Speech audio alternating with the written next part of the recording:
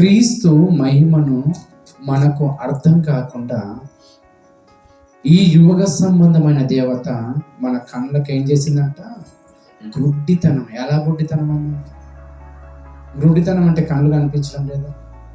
గుడ్డితనం అంటే ఏంటి? ఎప్పుడన్నా ఆలోచించాము?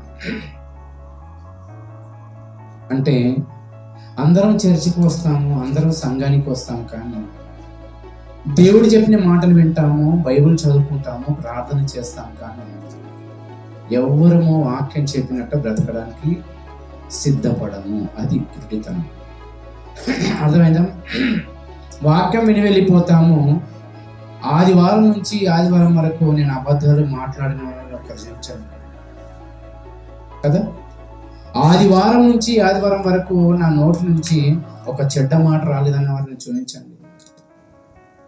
ఆదివారం నుంచి ఆదివారం వరకు నేను ఫోన్లో వాక్యం తప్ప వేరే చూడలేనన్న వాళ్ళని చూపించండి.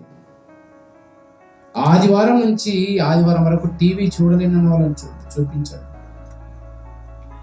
ఆదివారం నుంచి ఆదివారం వరకు బైబిల్ చదివిన వారిని చూపించండి. ఆదివారం నుంచి ఆదివారం వరకు ప్రార్థన చేసిన వారిని చూపించండి. ఆదివారం నుంచి ఆదివారం వరకు ఆదివారం విన్న వాక్యాన్ని ఈ ఆదివారం వరకు ధ్యానిస్తూ వాక్యానుసారంగా బ్రతికేవారు ఎవరు కనిపిస్తున్నారు ఈ లోకం? చెప్పేవాళ్ళు అలానే ఉన్నారు, వినేవాళ్ళు అలానే ఉన్నారు. అంటే క్రీస్తు మహిమను ప్రకాశింపనివ్వకుండా మన మనోనేత్రములకు గుడ్డితనం కలగజేసిందంట. అంటే విన్న వాక్యానుసారంగా మనం బ్రతకనివ్వడము లేదు, అదే గుడ్డితనము.